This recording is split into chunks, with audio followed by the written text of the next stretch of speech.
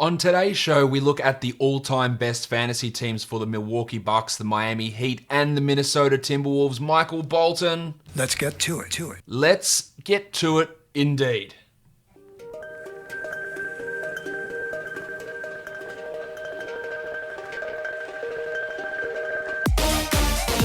You are Locked On Fantasy Basketball, your daily fantasy basketball podcast, part of the Locked On Podcast Network. Your team every day. Hello and welcome to the Locked On Fantasy Basketball podcast brought to you by Basketball Monster. My name is Josh Lloyd and I am the lead fantasy analyst at basketballmonster.com and at Yahoo Sports Australia, and you can find me on Twitter as always at redrock_bball and on Instagram at Locked On Fantasy Basketball. Today's show is also brought to you by Built Bar. Go to builtbar.com, use the promo code Locked On for $10 off the best tasting protein bars ever.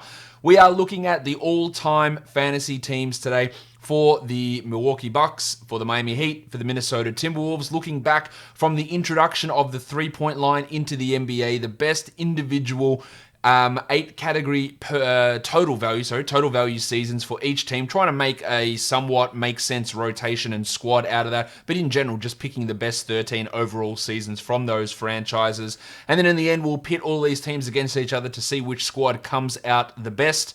Do you think I've already gone through the best team in the shows I've done so far, or is the best one still to come? I know the results. You don't. Let's see how it all pans out. So let's look at the Miami Heat to kick things off here. At point guard, it is Tim Hardaway, who had really strong years in Miami at the end of his career. This is the 97-98 version of Hardaway, where he was the 6th ranked player that season. He averaged 19 with 8 assists and 1.7 steals, almost 2 threes, a pretty high volume three-point shooter through most of his career. Of course, we remember him from, or some of you may remember him playing for Miami, but I remember him playing for the Warriors and then going to Miami and putting up big numbers consistently throughout his career. Really never had a season outside of the top 40 until the 99-2000 season, where he was 143rd in total value. Really consistently great numbers put up by Timmy Hardaway. At shooting guard, this is no surprise, it is Dwyane Wade, but more specifically, the 08-09 version of Dwyane Wade, where he was the 3rd ranked player that year. He was 4th the year after. He would have 2 other top 10 finishes in his career. He was often let down by the free throw percentage numbers in terms of total value, as well as games played, but on a per game basis, he had 5 top 10 finishes overall, including a number 1 finish in 06-07, but played only 51 games in that season, so that kept him out of that top spot for total value. Wade in this 08-09 season averaged 30 points with 7.5 assists and 2.2 steals and 1.3 blocks. Absolutely astonishing numbers. And he actually shot 77 from the line, which is still a bit of a negative, and he was never able to be an 80% free throw shooter outside of one season. Always in that mid to high 70s, which is okay, but it was never a big strength of his. At small forward, LeBron James. Again, no real surprise there. This is the 12-13 version of LeBron. He was the 2nd ranked player in that season. Now, his first year in Miami in 10-11, he was the 1st ranked player, but that's not his best overall fantasy season, because overall that 10-11 year, the numbers for players were down. It was the value was more squished in, and his overall Z-score number for that year was 1.1, whereas this season where he finished 2nd, he was 1.45, so it is significantly better, even though he didn't finish 1st. So that's why often, going just by rank number can be a little bit deceiving, because it's not necessarily taking into consideration how well other players do. So this 12-13 season, he averaged 27, 8, and 7, 1.7 steals, shot 57% from the field, which was by far his best fantasy category, and like Wade, had those problems from the free throw line, 75% from the line in that year. We all know about LeBron, so he slides into this team pretty comfortably. At power forward, Lamar Odom's already been on the Lakers all-time team, he's been on the Clippers all-time team, and now here he is on the Miami Heat's all-time team. Only the one season in Miami, but he was the 28th ranked player in 03-04. He averaged 17 and 10 with over 4 assists, over a steal, almost a block. Okay percentages, nothing great there, nothing great from the three-point line, but nice scoring, good rebounding, good assists, good defensive numbers is what made Odom a solid solidly good fantasy player, but never spectacularly good. But he moves in here at power forward.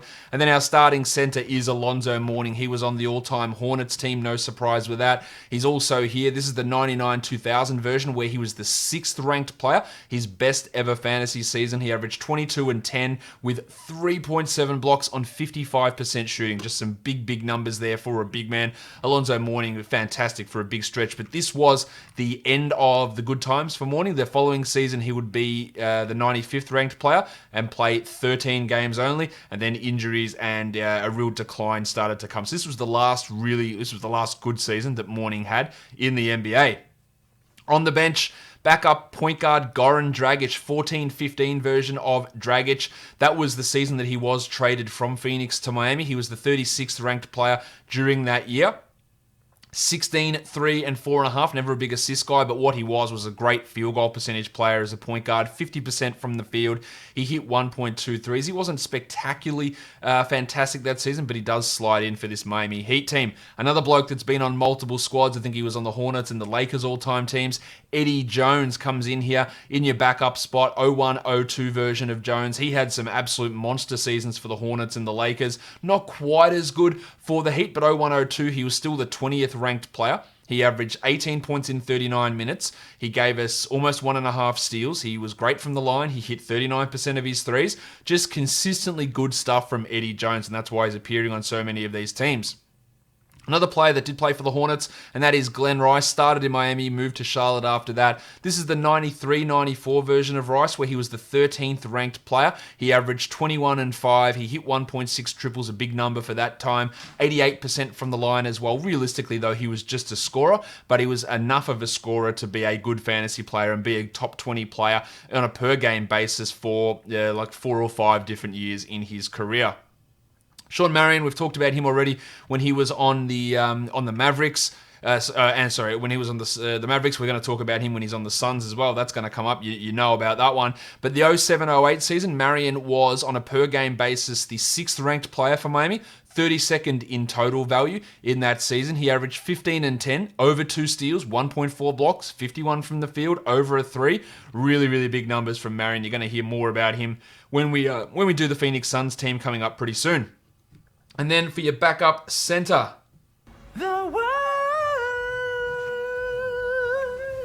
the 15-16 version of Hassan Whiteside. He was the 14th ranked player in that season. He only played 29 minutes, but 14 points, 12 rebounds, 3.7 blocks, 61% from the field. So obviously those block numbers and that field goal percentage gets him over the line. Now, interestingly, when you compare him to Alonzo Mourning, similar block numbers, the high threes, but in terms of the Z-score value, it's a 5.2 here for Whiteside for getting 3.7 blocks. When you look at Mourning, he got 3.7 blocks and it was a 4.3 Z-score. Just again showing that relative scarcity is important when assessing fantasy value. And in this season where Whiteside did it, blocks just weren't as readily, you couldn't find big block numbers as much, so his number did spike up there, and that's what pushed him into this area. But Whiteside, this was his best season. He would also finish 22nd the year after, and then start to fall off considerably before a bit of a renaissance this year, which I think might be a bit fool's gold if we consider that the new norm for Whiteside moving forward.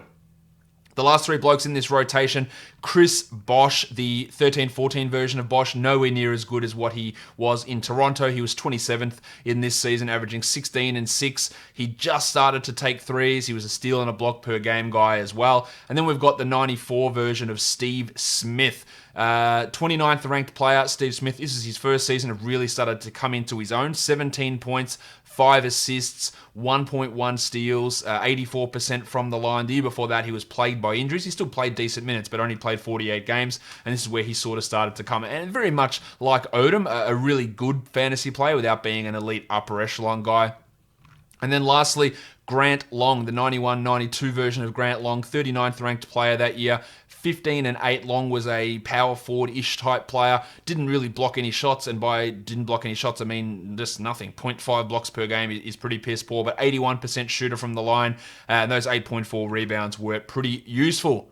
It's also pretty useful if you guys want the best tasting protein bar with a terrible segue, and that is Built Bar. If you go to builtbar.com, you can see the magnificent array of flavors they have. 16 different flavors in total, and 8 of those are nut-free. For those of you dealing with nut allergies, they have got a massive array of flavors that are produced in a nut-free facility to get your protein intake up to scratch. Not only are these great protein bars, but they are the best tasting protein bars you can find. Other protein bars, they taste like you're eating dry cement. These ones, they taste fantastic. It tastes like a candy bar, covered in 100% real chocolate, but also low in calories. You're talking about bars that are less than 200 calories per bar while pushing up to 20 grams of protein. That is a great combination, and it's just really hard to find. And pair that with a fantastic taste, you can't go wrong. And now, if you use our promo code LOCKEDON at builtbar.com, you get $10 off your first order. I cannot stress enough how good of a deal this is and how good these Built Bar protein bars taste. Absolutely fantastic stuff. So go to builtbar.com, use the promo code LOCKEDON and save $10 off your first order. Let's go now on to the next team. It is the Milwaukee Bucks. And starting at point guard, looking at Milwaukee, it's Sidney Moncrief, going all the way back to the 81-82 season. He was the 15th ranked player in that season. He had 5 consecutive top 25 finishes in this 81-82 year, just 2 years after the three-point line came in. He wasn't hitting any threes, so I don't really even know why I mentioned that. But 20 points per game, 7 boards, 5 assists, 1.7 steals, but an immaculate 52% from the field, 81% from the line as well as a guard. He never had those really big assist numbers, but strong scoring and unbelievably good efficiency numbers. Sidney Moncrief comes in there as our point guard. Ray Allen is our shooting guard. The 2000-2001 version of Allen, he was the number 1 player in fantasy that season. He averaged 22 points with 2.5 triples, which was a lot, 5 rebounds, almost 5 assists, 1.5 steals, and did it with great efficiency numbers. So he wasn't a real massive standout right across the board. In fact, it's so weird to see a player being the number 1 fantasy player and their best category is 3-pointers, but that's exactly what it was for Allen back then. He was still pretty strong with free throw percentage and scoring, but just nice, solid production almost right across the board without any big glaring negatives got him that number 1 spot in the 2000-2001 season. We go a little bit more recent for small forward.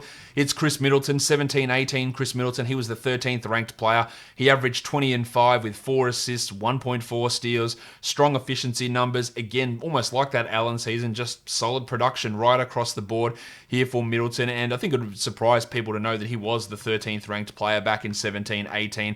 And then at power forward, no surprise again, it is Giannis Antetokounmpo. He was 4th ranked in 16-17. He was also 4th ranked in 18-19 on a total basis, but the overall value of his 16-17 season was a little bit better, 1.21 versus 1.05.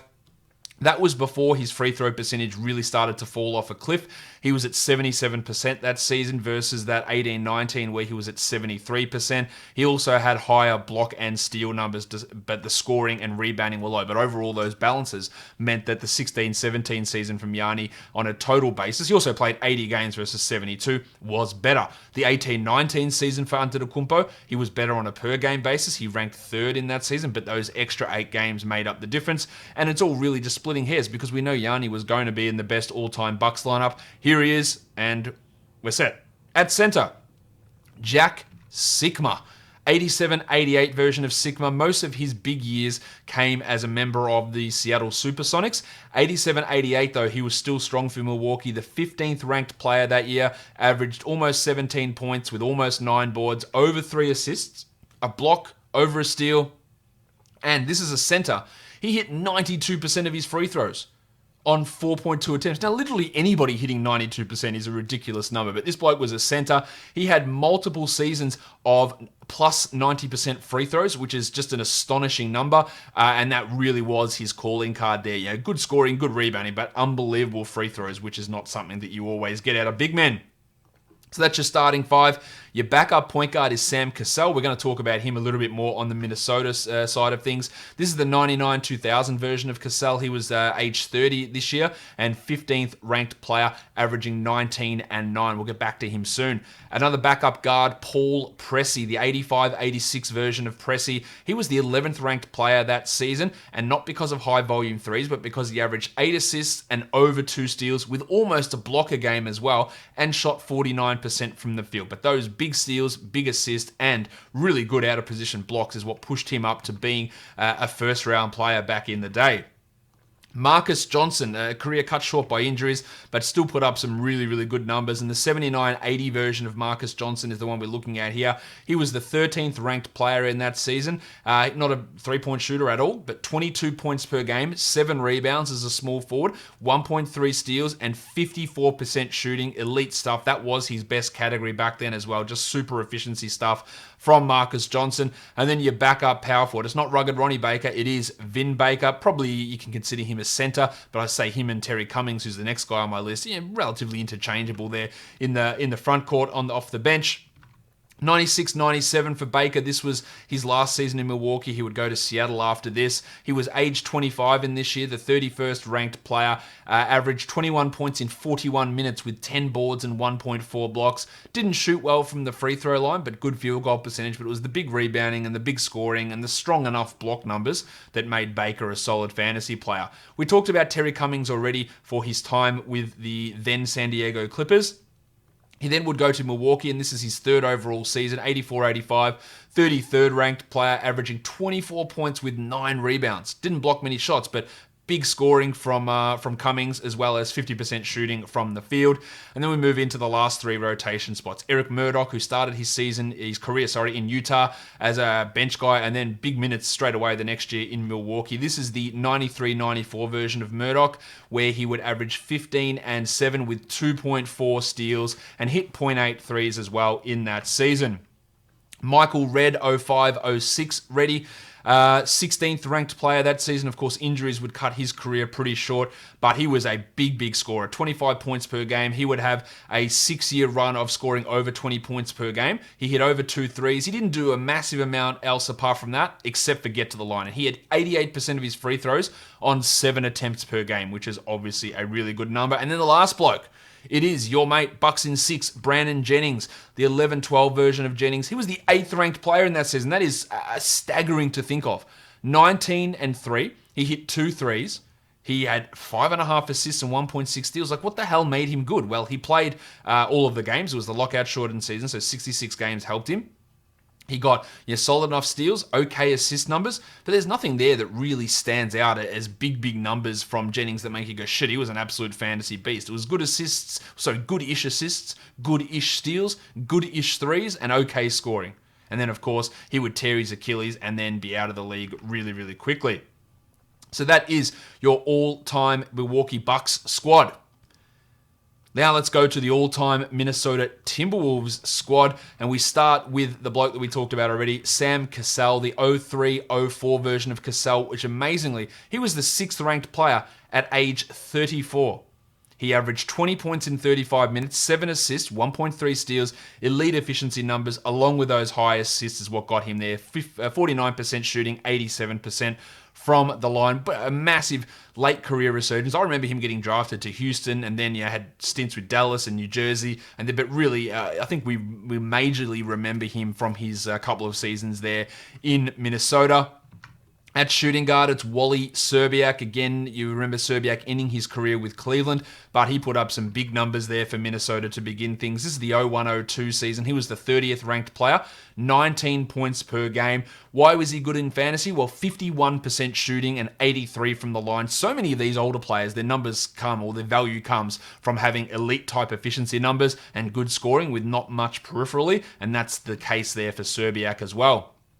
Christian Laettner started his career in Minnesota, and I've got him as a small forward because when he was in Minnesota, despite him being 6'11 and playing center towards the end of his career, he was started in Minnesota as a small forward. That's how he began his career. So this is the 94-95 version of Laettner, the 23rd ranked player, 16 and 7, 1.3 steals, 1.1 blocks, good percentage numbers. Just again, a really solid performer right across the board. No real standout category, but good numbers in almost every area meant that he was that solid 30 to 50 ranked player for a big stretch of time.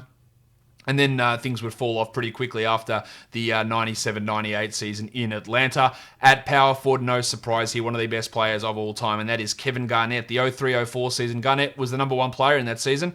He was also the number one player in 04-05 and in 99-2000, but this was his best overall season. This 03-04 season, he averaged 24 and 14. That is astonishing. 14 rebounds, 5 assists, 1.5 steals, and 2.2 blocks. Just ridiculous numbers. He didn't shoot threes. He should have. He would have been able to hit them. But that is an all-time fantasy type season from Garnett, and he slides in there, no worries. The Timberwolves are absolutely blessed with just a stack of good big men. And their starting center is another one of those good big men. It is the 17-18 version of Karl Anthony Towns, who was the 4th ranked player that season. He averaged 21 and 12 with 1.4 blocks on 55 and 86 and hit 1.5 threes. 42% three-point shooting. He's going to be this top 5-ish sort of guy for many, many years to come, it appears. No reason to think that what he's doing now and before the injury this season is not something that's going to be able to be continued. But Townsy slides in as their starting center. Things get a little rough with the guards on the bench. Michael Williams is your backup point guard, 92-93 version of Williams. Now, he was the 11th ranked player that season. Why? Because he got a shit ton of assists. He got over 8 assists per game in that 92-93 season and 2.2 steals, which was actually down from the 3 steals he got the year before. 91% from the line on big attempts as well. He's a massive Christmas tree. And by Christmas tree, I mean super bright greens in your fantasy value and dark red. So big values in assists, steals, and free throws, but bad turnovers, bad field goal percentage, no rebounds. So they're your reds, but some really high peaks there for Michael Williams. Ricky Davis is our backup shooting guard. 06-07 version of Davis. He was the 29th ranked player that year. 17-4 with 5 assists, 1 steal, 47 and 84. Really just solid enough numbers, which basically is what Ricky Davis was. Never good enough to be a top 40 player or even a top 50 player, but he had multiple seasons of 54, 51, 52, around that sort of an area, and he slides in there. While Jim Butler, General Soreness, because he's my butler.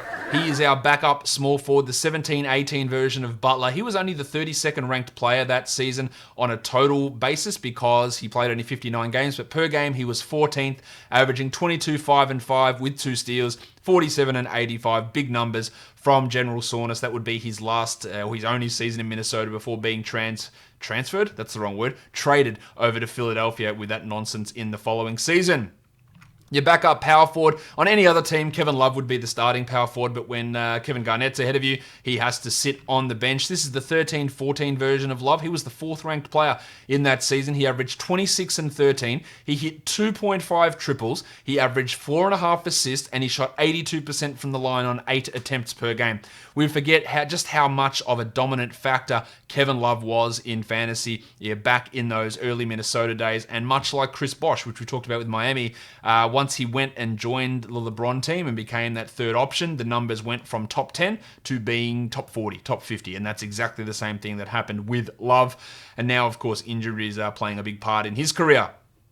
Backup center, Al Jefferson, 07-08 version of Jefferson. He had big numbers for Utah as well. Sort of just fell out of the NBA completely, though, as the game went away from him after those last couple of seasons in Indiana. 07-08, Jefferson was the 25th ranked player. He averaged 21 and 11 with 1.5 blocks on 50% shooting. Again, some real bright greens, but no assists, no steals, bad free throws, and didn't hit any threes. But 21 and 11, that is the Zebo corollary. He gives you 20 and 11, the two most visible stats, and they look great. And then we forget about some of the other lacking areas, although the field goal percentage and blocks were still pretty strong for Al Jefferson. And to round out this team, we've got Tommy Gugliotta, the 96-97 version of Gugliotta. He started with Washington and went to Minnesota. He was the 13th ranked player here. He averaged 21 and 9 with over 4 assists. That is huge. Plus 1.6 steals and 1.1 blocks. A really, really good fantasy player. Good on the free throws as well. And yeah, that 16th ranked season was a real strong one for him in that year. Another player to end out this rotation, Steph Marbury, the 98-99 version of Marbury. This would be his 3rd NBA season. He was the 14th ranked player, 21 and 9 with 1.2 steals. So pretty obvious where his value is coming from there. Scoring and assists. Hit some threes, he got some steals, but scoring and assist is what pushed him as a second-round player. And then another point guard at the end here, Terrell Brandon, who we talked about on the all-time Cavs team. He would then go to Milwaukee and to Minnesota as well. This is the 99-2000 version of Brandon, where he was the 19th ranked player, averaging 17 and 9 with 1.9 steals. So big assists and big steal numbers for Brandon, and great from the free throw line as well, to round out this all-time Minnesota Timberwolves team. And that'll do it for me today, guys. I'll be back tomorrow tomorrow with another Dynasty show. We'll be looking at starting to look at the Southwest Division, the last division we're covering there for Dynasty Value. Make sure you check out the mock draft show I did on Friday. Subscribe and you'll never miss an episode. Apple Podcasts, Google Podcasts, Stitcher, Spotify, and on YouTube. Give me a thumbs up, tell your friends, share it, leave a comment. All of that stuff is super helpful. Guys, we are done here. Thank you so much for listening, everyone. See ya.